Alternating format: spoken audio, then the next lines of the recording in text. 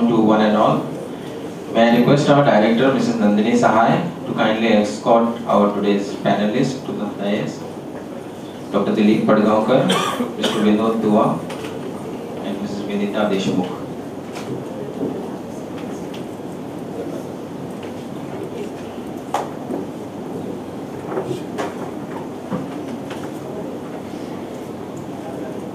Eminent guest speakers, Dr. Padgaonkar, Mr. Dua, Mrs. Vinita Deshmukh, the Director of International Center Goa, Mrs. Nandini Sahai, invitees and participants of this panel discussion, members of print and electronic media, ladies and gentlemen.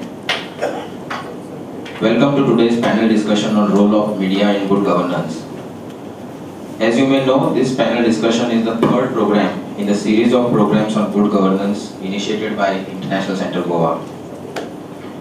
The first program in this series was held in April, where we invited the retired judge of the Supreme Court and the present Lokayukt of Karnataka, Justice Santosh Hegde, who spoke on the role of Lokayukt in good governance. Later in June, we invited retired Chief Justice of India and former Chairman of National Human Rights Commission, Justice J.S. Verma, who spoke on the role of judiciary in good governance. And in this third program, today we have the stalwarts of the Indian media amongst us, who will talk about the role of media in good governance. Before I hand over the proceedings of this session to the moderator, Mrs. Sahai, let me briefly introduce today's panelists. Dr. Dilip Padgaonkar. Dr. Padgaonkar began his journalistic career at the age of 18 with the Pune Herald. At the age of 20, he moved to Paris, where he studied French and political science. He also pursued higher studies in cinema and graduated in direction and scriptwriting. He also received a doctorate in philosophy from the University of Paris. In May 1968, he was appointed as the youngest foreign correspondent of the Times of India in Paris, and in 1973 came back to Mumbai as an assistant editor. Dr. Padgaonkar was later appointed as the resident editor of the Delhi edition in 1974. In 1978, he joined UNESCO and was transferred to Paris as the deputy director of the Office of Public Affairs, where he subsequently was appointed as its director. In 1986, he returned to India and the Times of India Group as its executive editor and was appointed editor in 1988. In 1994, he started his own company, Asia Pacific Communication Associates, which deals in news and current affairs. He was brought back to Times of India as its director corporate in 1998 and has edited the paper from 1998 onwards.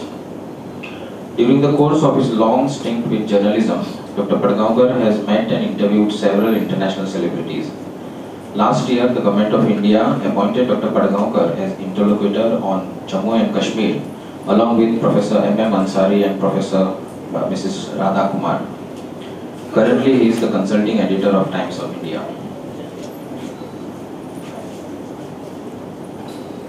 Mr. Vinod Dua.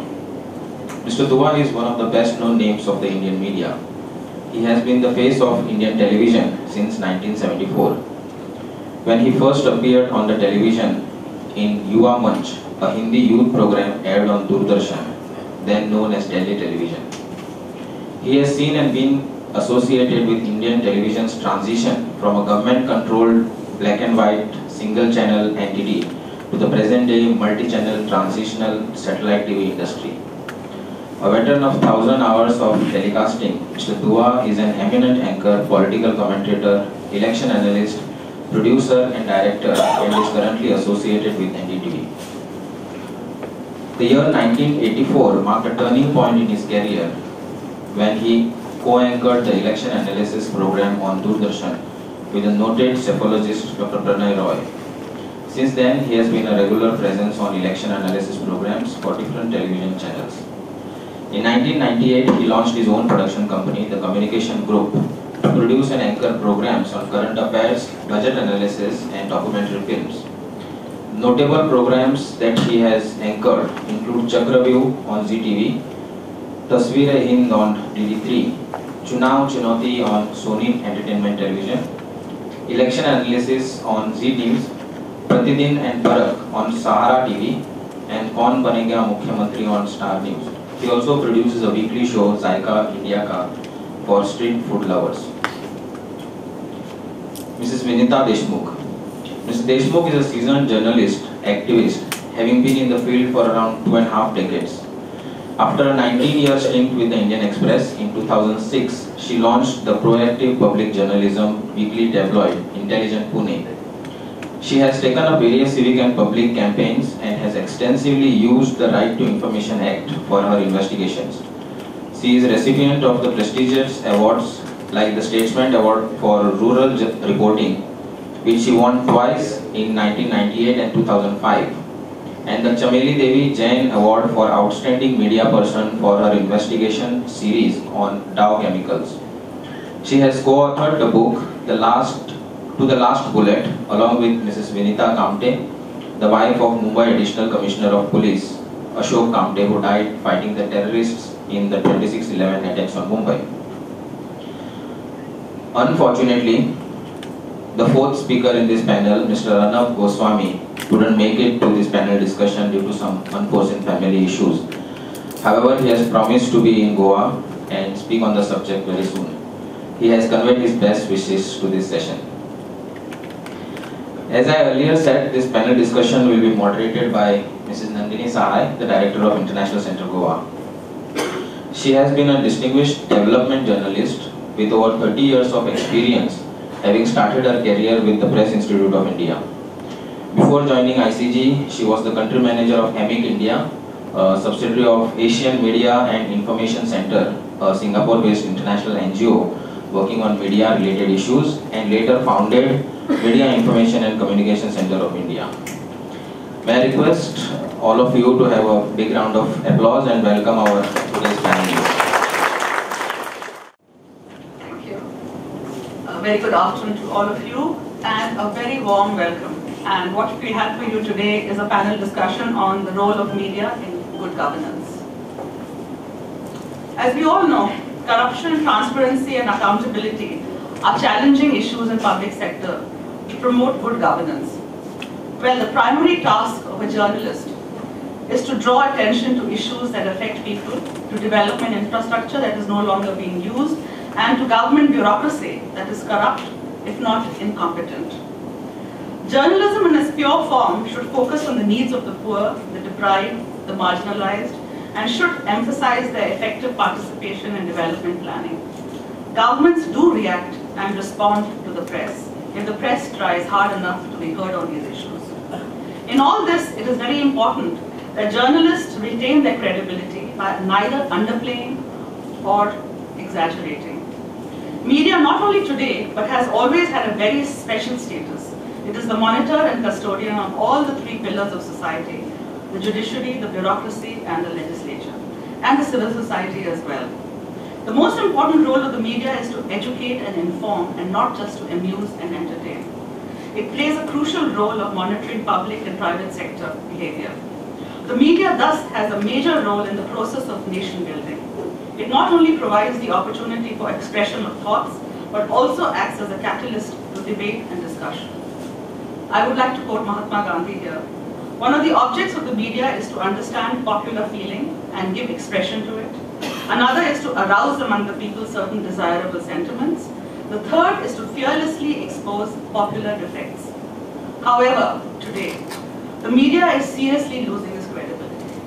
It seems to have forgotten its role. It is time it did some serious introspection and put its act together. The media's function in a free society, historically, has been to watch those in power, reporting their every move to the citizens of that society. The media is supposed to, with complete objectivity, inform a society about their government's triumphs, but more so its failures and mistakes. This way, the voters know their politicians' true opinions by their actions, not by their often broken campaign promises. However, today, it seems to have a different agenda. There is no place for all this in its cocooned, commercialized world of the rich and famous. It has become a broker to the infamous lobbyists and is in turn covertly trying to influence the government into making policy decisions favoring the people who matter by printing or telecasting tailor-made news. The unfortunate part is that the reader or the viewer is deceived into believing that to be true. Having said that, let me however add that whatever scam and corruption issues that have been exposed lately have been done by the media, most of it of course, be it the 2G, CWG or others. But even here, corrupt officials who are exposed are the big wigs of politics or bureaucrats. Why is media so metrocentric? What about corruption at the grassroots? What about scams in Narega, right to education, right to food, issues that affect the common man at the grassroots? Why do only regional newspapers carry such news? And why is it not picked up by the national press and carried to a logical conclusion? Why don't we see more follow-ups? There are many such questions in all our minds, and I hope my eminent panelists will throw some light on all these pertinent issues. I think we should give the panelists each 25 minutes, 20 to 25 minutes to speak, and let them allow them to speak first, and then we will give, make the floor open for questions. So with this, I invite Mr. Vinod Dua to give his opinion. Good afternoon. Nandini has tarred many of us with the same brush. The bureaucracy, the media, the politician. She has spared herself. What I have to say is, when we talk about role of media and good governance, I will be referring to many of the comments I made in the morning session, so people, some of you who were there in the morning may find me repetitive, but for the sake of our new guests, I'll be repeating a few things. I usually give the example of Harsha Bhogle whenever I take a class with media students. Harsha Bhogle, as all of us know, is a very fine cricket commentator and analyst. He understands the game of cricket very well. Now, just because he understands the game of cricket very well and he's a fine commentator and analyst, if he decides to play also, he'll be a disaster as a player. We in the media, we are not players. We are observers, critics, commentators, analysts. It's not our job to get sucked into the act of enjoying vicarious power. Just because our medium allows us proximity to the high and the mighty, we run the risk of feeling as if we also belong to the same club. No, we don't. So it's our job to maintain a distance from the government, be adversary also many a time, and be objective also. And as my senior colleague Dilip was discussing during lunchtime, now this is a very delicate position to figure out. You are objective also and you are adversary also. How do you arrive at that kind of thing? So, one is that we maintain our distance. Second is, let's not get carried away, as was discussed in the morning session also, by morally one-up, crusading journalism. Let's show the picture as it really is. I like Arnab Goswami and I admire Arnab Goswami for having brought out the CWG scam to the people. But I wish to add that there is a strong, silent hand of the Comptroller and Auditor General of India which has been working at it. So media's role is to bring forth the facts as they really are. In terms of good governance, we have to determine, is the media only a product or is it a part of the political process also? Yes, it is a part of the political process. We call ourselves the fourth pillar. So if we are the fourth pillar, we are not only a product to be marketed. My next point is that there is a definite space for a public discourse in the media. That's also one of the roles of media in good governance. I will give an example. A few months ago, there was a talk about viability of smaller states. And I had Mr. K. Padmanabhai as one of my panelists on my show. I don't remember the context why we were holding that debate. There are some other guests also explained to us the parameters of viability of a smaller state. Is the state upper riparian, lower riparian? Was the forest cover? Is it rich in minerals, and what are the natural resources it has got? Can it stand on its own feet? I mean, it shouldn't only be a political decision, but the viability part should be taken care of. There I understood that, okay, even if many of us never applied our minds to this topic before, there is a scope in media for public discourse. So there's another role of media in good governance. Having said this, I would also like to point out that there have been some instances in the past where pamphleteers and proselytizers use the media space in the garb of journalists. They were pushing their own political agenda as journalists, which really harmed the credibility of some publications also. And there have been people like what Nandini mentioned, who have been acting as lobbyists also. That has also brought us very bad name in the media. I don't think it's our job to be either lobbyists or power mongers or influence peddlers. Many of us become that just because we happen to have access to people. It's difficult to, for many people it's difficult to sort of survive this desire to show influence and show power.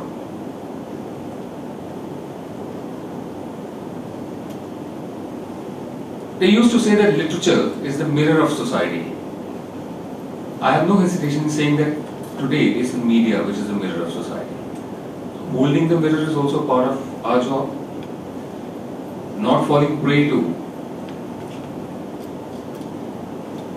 as I said earlier, the sense of vicarious power. That's also part of our job. In good governance, keeping the people informed is also our job. But most of all, whenever you face someone powerful, when I use the word powerful, I'm using it in very contemporary context. I have seen even the best of people faltering if a minister is there.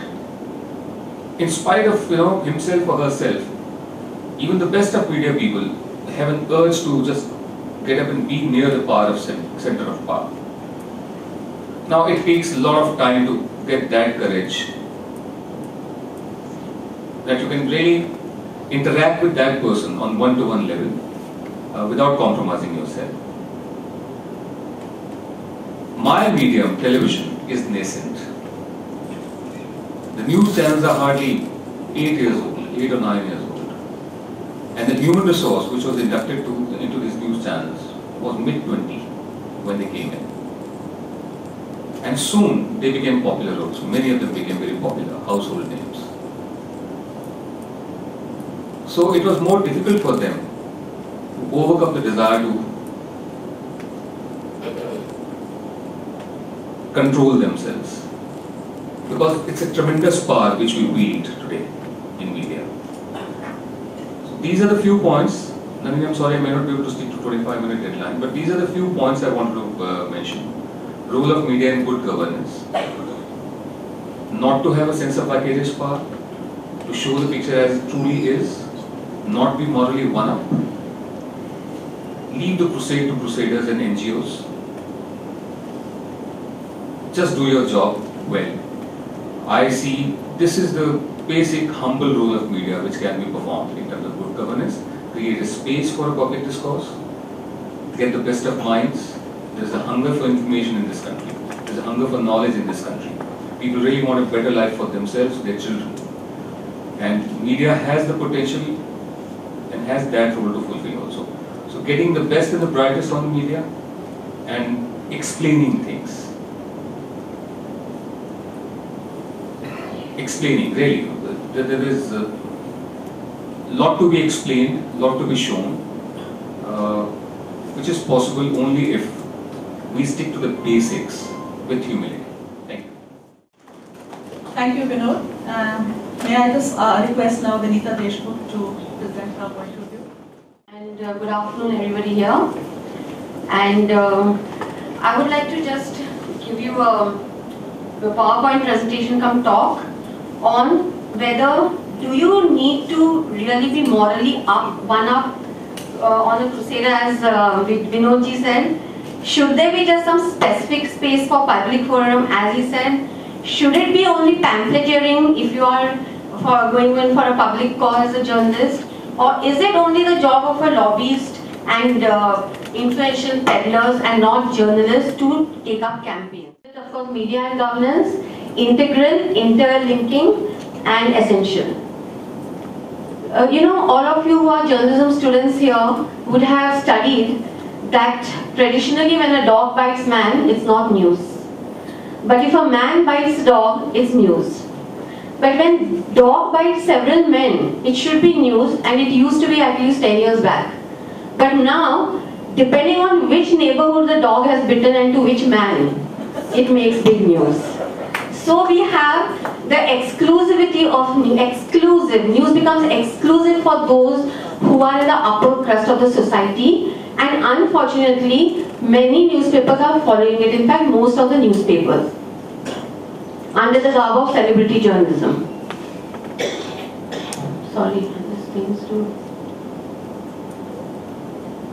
No, I think this is jumping. Okay. Now, in today's context, now what is journalism? For every period, I believe that there has to be relevance to journalism, and every period is different in which the kind of journalism that we undertake. Now, presently we have seen the corruption in such a large magnitude, and this is definitely thanks to television journalism, which has brought it to our homes, to our living rooms, without which we wouldn't understand what exactly our politicians and bureaucrats are up to. So under this context, is it just enough to report, and that to report selectively? Is it, it is not enough to be selective. I have only given the answer. Next, enough of going down to secondary readership. Now in an era when the newspaper should actually pick up the faceless common man's issues, because corruption has, the governance has touched its nadir, it's in the pits. Should we be doing selective reporting, and should we be bound to secondary readership? Journalism students would know primary readership is readers, and secondary readership is those with commercial interest, that is advertisers. When I started my career in 1987, and of course this Talbot sitting here, all of them being in this field, what the role of the editor at that time and the role of the editor now? The role of the editor now is literally a stooge, especially if you are a resident editor. And you are no more, you can take up issues which would hurt the commercial interest, and I can come to specific examples later. Then in that case, how should media be proactive? You don't have to be having an agenda to be proactive. But in the everyday routine course, the newspaper should be proactive. So in order to do that, what should it do? First of all, it has to disseminate knowledge or information about a particular issue. Because a common man does not have time. He has his own duties, he's running a hectic life. So how would you know that the state, any government is proposing something that would harm your city? To give you an example, let's say Pune. Pune is in a basin surrounded by the hills. And the state government decided way back in 2000 that there should be 8% construction on the hills. Now, where was this proposal put up? As per the law, you have to put it in a largely circulated newspaper. But instead, it put in a newspaper which has barely any circulation. At that time, the Indian Express had this Express Citizen Forum, and one of its members located this public notice. Now you see, when the government also gave advertisement, it splashes all over the newspapers. But when it wants to do something harm to the city, it purposefully makes a small public notice and pushes it into a newspaper that is nobody reads. So in that public notice, when the Express editor analyzed, he found that you would at least have 40% of the hills flattened, because when we are not birds or sparrows who go and build a nest and go flying and coming across. You need a sewage plant, roads, water system, etc., etc. To live there. So at that time, the Indian Express editor made a full page story on the implications, the meaning of what this proposal meant and its implications on the city. Thereafter, he addressed through his Express Citizen Forum as to how, as per law, you are given 60 days to give objections and suggestions, and how to garner and inform the citizens that they need to object to this. And therefore, many youth groups were involved, and in the history of India, for the first time in Pune, 90,000 citizen objections were filed within those 60 days. The Pune Municipal Corporation itself was stunned, and it had to open out another cell, to have all these hearings, which is again mandatory under law. Now it didn't stop at that. After reading the pulse of the people, the Pune Municipal Corporation passed what we call as a Green DP plan, Green Development Plan. These were for the 23 villages which were merged in Pune. Even the state government's proposal was for the same. So there, at that time, it decided that the hills would be only specially for biodiversity parks, and there can be no development.